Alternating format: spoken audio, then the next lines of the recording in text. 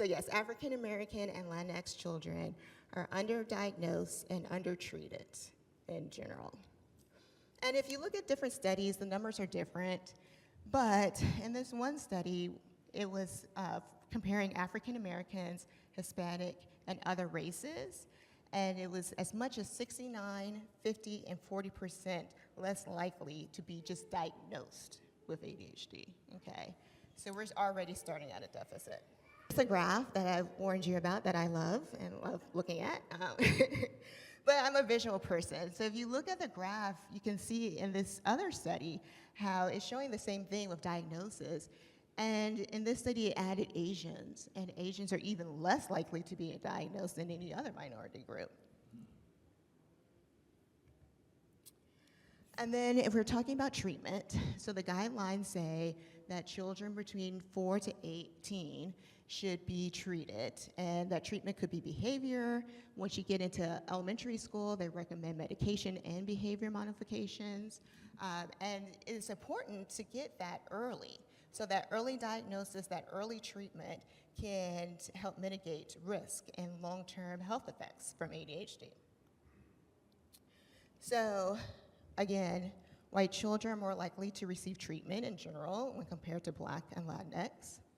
And even when the symptoms are at their highest, it doesn't change the disparity that we're seeing. And then also, Black and Latinx children, if they do get diagnosed and prescribed medicine, are less likely to take it and less likely to adhere and be persistent with it. Now, what I say to people that I work with, students and anyone in the medical community, is never say non-compliant, okay? Because non-compliant in itself is a very judgmental, very authoritative word. Like, you didn't do what I told you to do, you know? And it also has a huge blind spot because you're not looking into the causes of why a person chose to do something. Like, this is a partnership, you know, we have autonomy. And because I am recommending something to you as a physician, does that mean that you have to do it? You know, I'm not your parent, but it's a partnership where we have open dialogue and we discuss it, and if you agree, then we can still look at the barriers to getting treatment. And then also Asian children were less likely to receive any treatment at all. So there are consequences to this, right? There's consequences to underdiagnose and undertreatment. So one of it is life expectancy. So we're looking at gaps in health and health disparities across the board. It is affecting our health. Black people are dying because of health disparities and this gap, okay? And even with ADHD, your life expectancy is less than those who are treated, mostly because of accidents and impulse control. And then if you have a coexisting condition with that, it just makes it even worse. Also, you are more likely to be arrested, convicted, and incarcerated if you have underdiagnosed and undertreated ADHD. And then also poor academic performance, which, you know, can really affect your entire life moving forward. So why? You know, why does this happen? Why are we seeing health disparities? And this is what, anytime that you see any kind of data, anytime that you see any kind of factual information, you always want to ask why and keep pulling back the layers of the onion.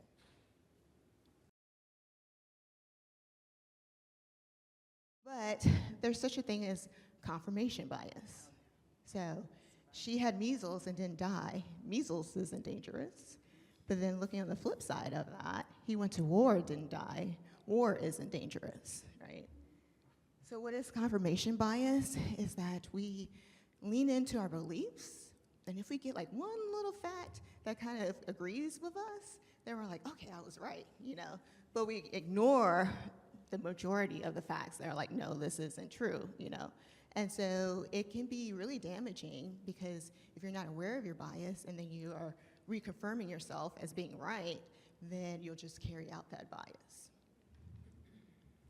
So this happens in providers' offices, and bringing it back again to ADHD, that there are a lot of stereotypes and biases associated with Black children. And so if a parent does bring their kid in and say, hey, my child is having some behavioral issues at school, some providers may attribute that to normal behavior. Oh, it's just a Black boy that's just misbehaving because he doesn't have X, Y, and Z at home. And so they're missing it. They're missing the diagnosis. Another thing is that Black people are not being heard when we bring up our concerns, or valued that these concerns are real. So we may be bringing it up, but it's being swept under the carpet. In the classroom, and we're going to see the school to prison pipeline, right? So I'll read this quotation. If a Black kid has behavioral problems, some people just think, oh, they're Black, so they're just having problems at home. And they probably come from a broken home, which is obviously a stereotype. So Black girls are 6 times more likely to be suspended than white children, like 6 times. So just want to go through some stereotypes, because stereotypes are so powerful when confirming biases. And stereotypes have changed, well, they changed slightly, but they are used to strengthen bias and strengthen systems of racism.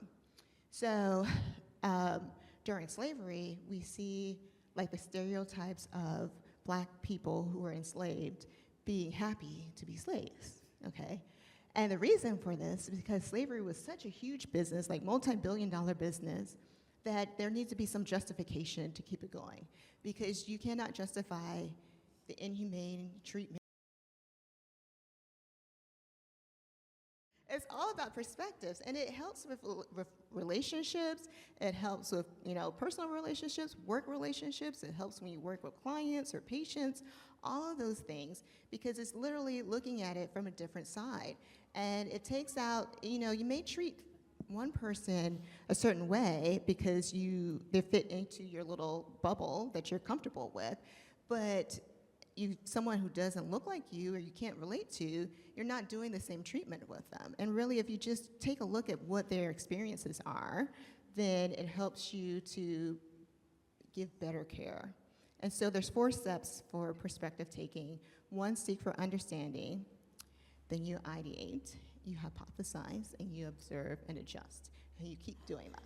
You keep doing it. Because we're never going to know everything, but again, bias lies in that little part of your brain where you don't have information. So the more information you can get, the more that you build relationships with people, the better you are with dealing with your bias. It counteracts expressions of bias, decreases implicit bias. It helps marriages, so go home before you marry people and start doing this. And then some other approaches to that is, just really dismantling bias and racism. And you can do this by, is anyone familiar with the Harvard IAT test? Okay, some people have taken it. I say everyone in this room go home and take that test. You may be surprised at what your bias is, okay? And those are called your blind spots. You can't do anything about it if you don't know what it is. Relationships, genuine relationships. Someone asked me in another presentation, well, how do I build trust? Well, start acting like you care, be genuine. People know when you don't really, you're not into it, so sit down, talk to the person, find out about them. Don't be top down and I'm telling you what to do. It's a conversational, bi-directional, and that's how you build relationships, okay? Push back against stigma. And, let's see.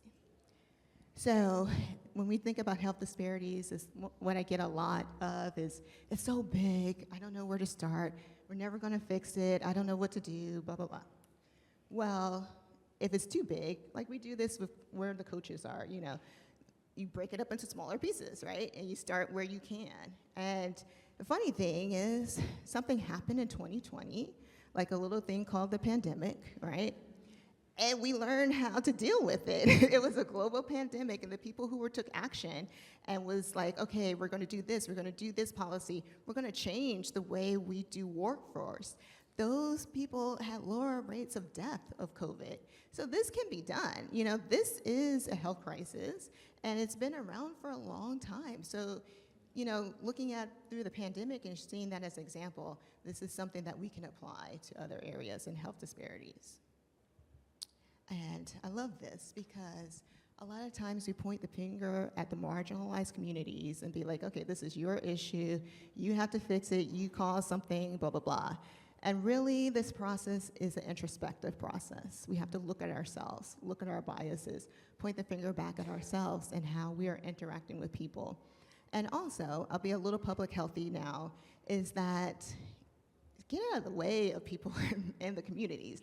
Like, take away the barriers, because the people in the community know what they need and know how to do it, but us, sometimes we get in the way of that. And really, we should just be supporting communities and listening to people and letting them to direct us of what to do and how to change things. So I have an assignment for you all. This is real quick. Okay, I'm only 3 minutes over. All right, so write down or take a picture, but like mental note or paper to pen or in your phone, the notebook section, write down one thing that you can implement walking out of here today. So it could be practice perspective taking action, taking the Harvard IAT test and working on your blind spots, building relationships with the clinics and communities or your coaching communities, using better diagnostic tools. We didn't really have a chance to get into that, but the diagnostic tools are not always culturally appropriate.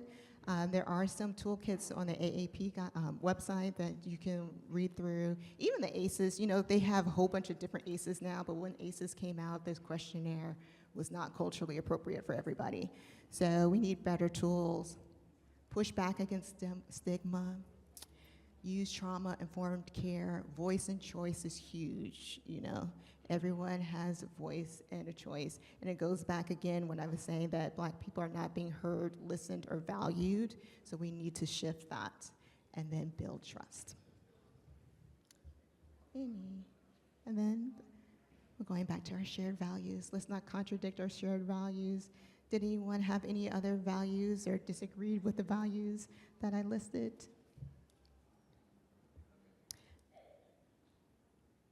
Do no harm. We're getting closer to the racist and social construct value? Okay. As structural racism can be fixed. We created it, we can uncreate it. And that is the end. Thank you for